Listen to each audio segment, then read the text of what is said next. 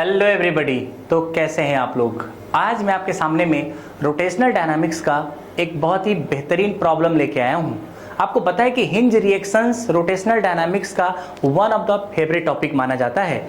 ये सामने जो आपके पास प्रॉब्लम दिख रहा है वो भी हिंज रिएक्शन से रिलेटेड है।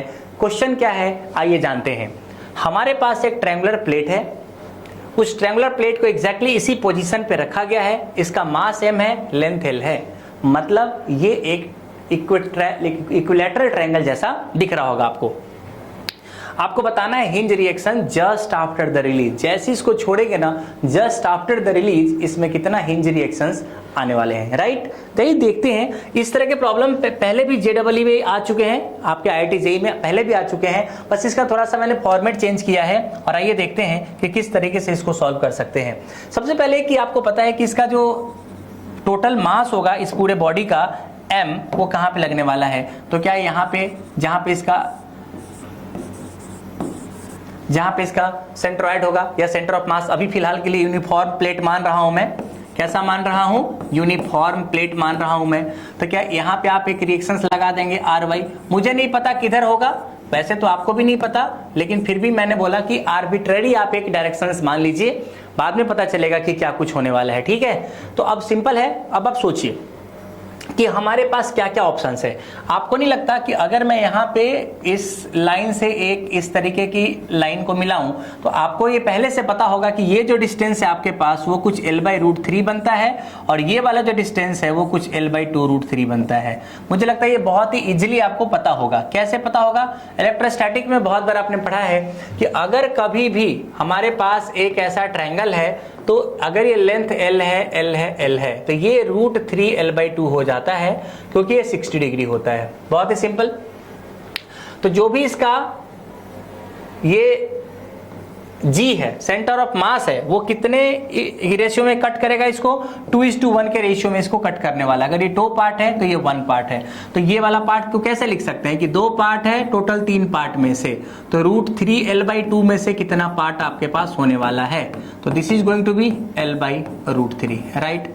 और अगर आप देखेंगे नीचे वाला पार्ट कितना हो जाएगा, तो ये हो जाएगा 1/3 और टोटल में से देख लीजिए √3 l/2 में से, तो ये बच जाएगा l/2√3। तो ये बहुत ही जमी जमाई व्यवस्था है, रटी रटाई व्यवस्था है, जो कि डायरेक्टली लिखा जाता है कि जो आपका बड़ा वाला लेंथ है वो l/√3 हो जाएगा, छोटा वाला जो लेंथ है वो l/2√3 हो जाएगा। अब सोचिए द मोमेंट ये ट्रायंगुलर प्लेट फॉल करेगा, किस तरीके से फॉल करेगा? कुछ इस तरीके से फॉल करेगा, हाँ या ना। तो आप देखिए कि इसका जो m वाला पार्ट है जहां पे mg लगा हुआ है, क्या कुछ इस तरीके से एक टेंजेंशियल एक्सेलरेशन नहीं आएगा? क्यों? क्योंकि अगर बहुत ध्यान से देखेंगे ना ये पूरा पार्ट सर्कल में घूमता हुआ दिखाई देगा आपको। पूरा पार्ट कैसा दिखाई देगा आपको? पूरा पार्ट आपको सर्कल में घूमता हुआ दिखाई देगा। पूरा बना नहीं रहा हूं मैं, बट होप कि आपको रियलाइज हो गया होगा कि ये पूरा पार्ट सर्कल में दिखेगा इसके अबाउट। तो सोचो कि प्योर रोटेशन है, इसका मतलब यहां पे एक टेंजेंशियल एक्सेलरेशन आएगा जिसका नाम होगा r∝। बट r तो आपको पता है ये डिस्टेंस है l/√3 और ये कितना हो जाएगा? अल्फा। तो ये जो इस डायरेक्शन में एक्सेलरेशन है वो l/√3 × अल्फा है। आप बहुत ध्यान से देखोगे तो क्या यही आपके पास एक्सेलरेशन है l/√3 × अल्फा? यस, बिल्कुल सही बोला आपने। और इसके बाद आपने क्या किया हुआ है? हिंज किया हुआ है। तो आपको नहीं लगता कि यहाँ पे एक इसका कंपोनेंट इधर लेना चाहिए और एक कंपोनेंट इधर लेना चाहिए? देखिए कि अगर ये एंगल आपके पास 60 डिग्री है तो ये 30 हो जाएगा और ये एंगल कितना बन जाएगा आपके पास? 30 डिग्री आपके पास बन जाएगा। क्लैरिटी है क्या? तो ये एंगल कितना बनेगा? 30 डिग्री। अब आप सोचिए कि आपको नहीं लगता कि नीचे वाला जो पार्ट हो जाएगा वो हो जाएगा l/√3 अल्फा × cos 30। सर ये कितना हो जाएगा? ये हो जाएगा l/√3 × अल्फा × √3/2। √3 ने √3 को मार दिया, ये बचेगा l∝/2। लेकिन अगर आप इस डायरेक्शन में एक्सेलरेशन का कंपोनेंट देखेंगे तो वो हो जाएगा l/√3 × अल्फा × sin 30। और sin 30 तो पता है जन्मों जन्मों से 1/2 है, तो पुट कर दीजिए 1/2 और ये हो जाएगा l∝/2√3। तो आपके लेफ्ट में भी एक्सेलरेशन पता चल गया और राइट में भी पता चल गया। क्यों पता किया आपने? क्योंकि अब वक्त आ गया है कि मुझे क्या लगाना चाहिए?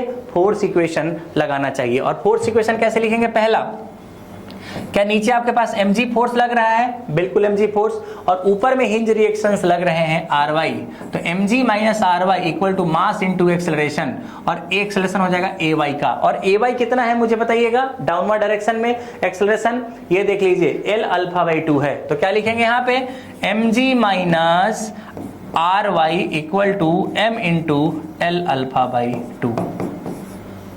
पहला इक्वेशन हो गया। दूसरा इक्वेशन x में लगा लीजिए, क्या लिखेंगे? Net force Rx equal to mass into acceleration, और एक्सेलरेशन अंदर की तरफ क्या है? L alpha upon 2√3। ये हो जाएगा L अल्फा अपॉन 2√3। ये दूसरा इक्वेशन आ गया। अब आपको पता है कि यहाँ पे टोटल अननोन कितने हैं?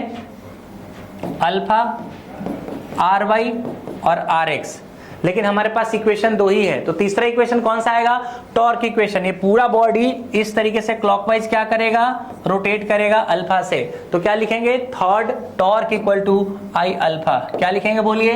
Torque equal to I alpha. अब सोचिए कि व्हाट इज द टॉर्क। अगर आप देखोगे तो ये आपके पास यहाँ पे कुछ हिंज था और ये पॉइंट पे mg लग रहा था। तो इसका मतलब है कि अगर आप बिल्कुल mg का टॉर्क लोगे तो ये मिड पॉइंट से कितना हो जाएगा? L/2 हो जाएगा। 60 डिग्री था ना, अगर ये 60 डिग्री था और ये पूरा का पूरा लेंथ जो भी था ये कितना हो जाएगा? L/2, क्योंकि ये पूरा ट्रायंगल था आपके पास। तो mg का टॉर्क कितना हो जाएगा? mg into L/2। सबको समझ में आया? क्लॉकवाइज टॉर्क आ जाएगा equal to I into alpha, I axis के अबाउट इंटू अल्फा। अच्छा यही I है आपके पास। देखिए ट्रायंगल का अगर कभी भी किसी भी एक्सिस के अबाउट अगर आप टॉर्क मोमेंट ऑफ इनर्शिया निकालना चाहते हैं तो याद रखिएगा हमेशा 5/12 ml² होता है। ये आपके घर पे होमवर्क भी है कि आप निकाल पाओ कि किसी भी ट्रायंगुलर प्लेट पे अगर आपने किसी भी एक वर्टेक्स के अबाउट मोमेंट ऑफ इनर्शिया निकालने की कोशिश की तो उसका मोमेंट ऑफ इनर्शिया कितना आएगा? 5/12 ml² आएगा। जमी जमाई व्यवस्था है, मैं बार बार बोल रहा हूं आपको। ये सारी चीजें बहुत ही फ्रीक्वेंटली याद होनी चाहिए। तो इसका मतलब ये है कि आई एक्सिस कितना हो जाएगा? 5/12 इंटू ml² इंटू अल्फा। ये तीसरा इक्वेशन आ गया आपके पास। हाँ या ना बोलिए?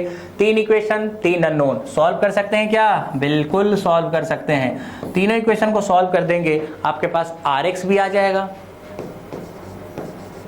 आपके पास Ry भी आ जाएगा, और फिर आपका काम भी बन जाएगा। तो देखा आपने कैसे छोटे से प्रॉब्लम में बहुत छोटे छोटे कॉन्सेप्ट्स रहते हैं। अगर आपके कॉन्सेप्ट्स अच्छे नहीं हैं तो आप हर जगह पे क्या हो जाओगे? फंस जाओगे। तो होप कि आपको वीडियो अच्छा लगा होगा, आपको समझ में आया होगा। इसी तरीके के कुछ बेहतरीन वीडियो हम आगे भी आपके लिए लाते रहेंगे। आप बस इस वीडियो को देखते रहें, लाइक और सब्सक्राइब जरूर करें। मिलते हैं अगले वीडियो में, कुछ और मनमोहक और प्यारी सी बातें करेंगे। तब तक के लिए सतर्क रहें, सुरक्षित रहें।